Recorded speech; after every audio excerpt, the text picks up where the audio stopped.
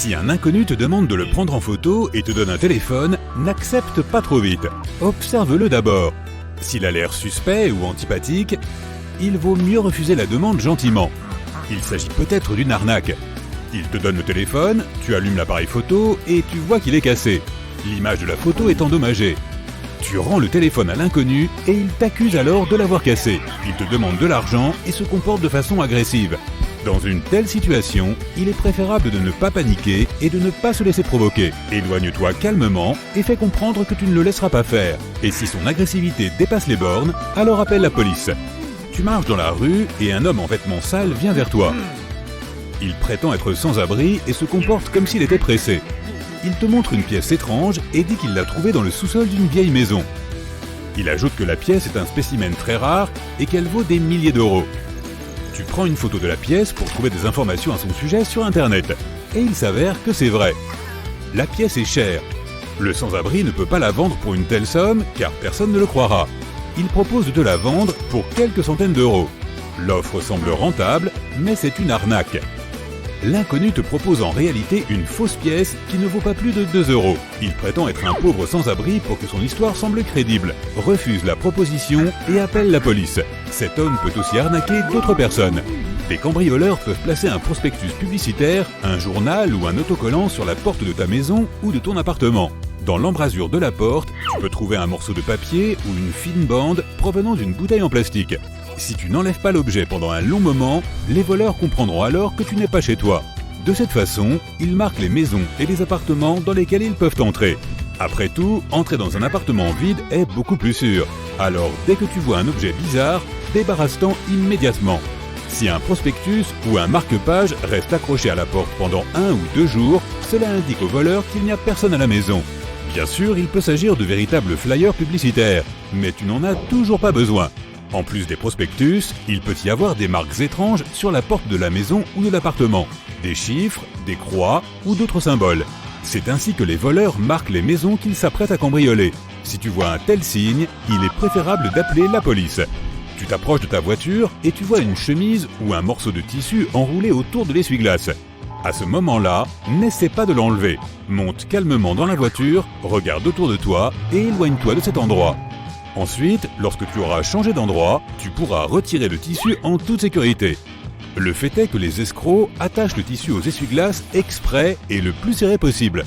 Pendant que tu essaies de l'enlever, ils peuvent monter dans ta voiture et partir, ou même te sauter dessus par derrière. Tu arrives au supermarché, tu t'arrêtes sur le parking et tu sors de la voiture. À ce moment-là, une autre voiture haut de gamme s'arrête à proximité. Un homme à l'allure riche et soignée en sort et te demande de l'argent pour l'essence. Il dit que son téléphone n'a plus de batterie, qu'il a oublié son portefeuille chez lui et qu'il a besoin de remplir son réservoir de toute urgence. Il promet de te renvoyer l'argent dès qu'il aura l'usage de son téléphone. Ne lui donne pas d'argent, c'est un escroc. Tu pourrais croire qu'il a vraiment besoin d'aide et qu'il rendra certainement cet argent car il a l'air d'une personne honnête et décente. Mais il est fort probable que sa voiture soit louée et que ses vêtements soient bon marché. Pendant la journée, il parcourt la ville en voiture et demande à emprunter de l'argent pour l'essence à différents conducteurs, en comptant sur leur sympathie. À la fin de la journée, il a accumulé une belle somme et ne la rend évidemment pas. Tu te promènes dans la rue et tu vois un beau téléphone sur le sol. Ne le ramasse pas, il est bien collé à l'asphalte. Tu ne parviendras pas à le soulever du premier coup. Pendant que tu vas t'acharner à essayer de décoller l'objet du sol, l'escroc passera en courant et te volera ton sac. Cette arnaque fonctionne comme une tapette à souris. Dans les films, on voit souvent des voleurs donner une friandise au chien pour le rendre amical pendant un cambriolage, ou bien ils ajoutent des somnifères à sa nourriture. Dans la réalité, les choses ne sont pas aussi innocentes. Les voleurs peuvent faire disparaître ton chien pour faciliter le cambriolage. Bien sûr, si ton chien a disparu, cela ne signifie pas toujours que quelqu'un cherche à te cambrioler.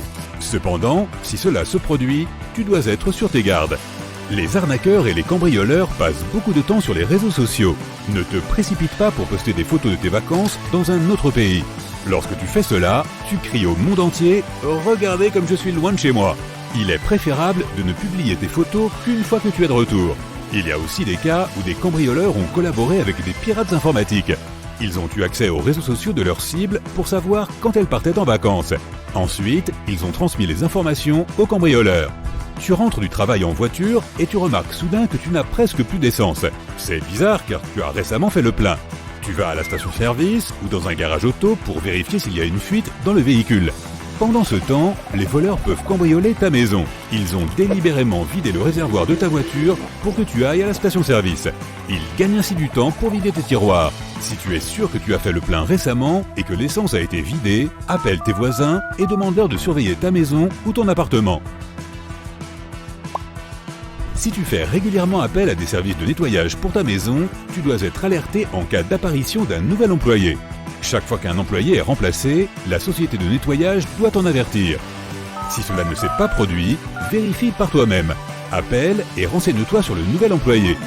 S'ils n'ont aucune information à son sujet, alors il s'agit probablement d'un voleur qui cherche à entrer chez toi pour repérer tes objets de valeur. Appelle la police et ne laisse pas l'employé entrer chez toi. Le cambrioleur peut aussi se faire passer pour un plombier, un médecin ou un travailleur social. Exige qu'il te présente les documents nécessaires avant de le laisser entrer chez toi. Il peut être aimable et serviable, mais pendant que tu lui parles, il observe ta maison. Ne jette pas de documents sensibles à la poubelle. Les arnaqueurs peuvent vérifier les poubelles afin d'y trouver des reçus de paiement, des certificats ou des factures. Cela ne signifie rien pour toi, mais un voleur peut obtenir des informations sur ta carte d'identité, tes revenus et ton assurance.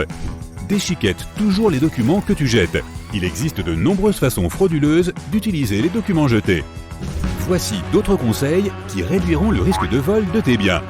Ne laisse pas la boîte en carton d'un nouveau téléviseur, d'un téléphone, d'un ordinateur portable coûteux ou d'une montre en or dans la poubelle. Il n'est pas nécessaire d'exhiber ton niveau de richesse. Sinon, tu peux aussi recouvrir ces emballages avec des sacs en plastique afin que les cambrioleurs ne les voient pas. Si tu vis dans une maison particulière et que des arbres poussent à côté, alors coupe les branches qui s'étendent jusqu'à tes fenêtres. Un cambrioleur peut facilement utiliser un arbre comme échelle. De plus, les voleurs essaient d'éviter les maisons où des plantes et des fleurs poussent sous les fenêtres, surtout s'il s'agit de roses avec des épines ou des cactus. Tu peux mettre une pancarte « Attention, chien méchant » sur la porte, même si tu n'as pas d'animal domestique. Personne ne voudra entrer à l'intérieur. Tu peux même fixer une fausse caméra de vidéosurveillance. Cela fera aussi fuir les cambrioleurs. Pour éviter un cambriolage, tu peux créer l'illusion qu'il y a toujours quelqu'un chez toi, même si tu es parti en vacances. Pas besoin de laisser la télévision ou la musique allumée. Tu peux régler un minuteur spécial qui allumera la télé pendant une certaine durée chaque jour. Il existe aussi des ampoules spéciales avec un minuteur. Programme leur allumage chez toi chaque soir et chaque nuit pendant 20 à 30 minutes pendant ton absence. Les voleurs surveillent souvent les boîtes aux lettres. S'ils y voient beaucoup de lettres, ils sauront que personne n'est rentré depuis longtemps. Lorsque tu pars en vacances pendant un certain temps, demande à un voisin de sortir ton courrier. Tu peux aussi aller au bureau de poste et demander de ne pas distribuer le courrier dans ta boîte aux lettres avant ton retour.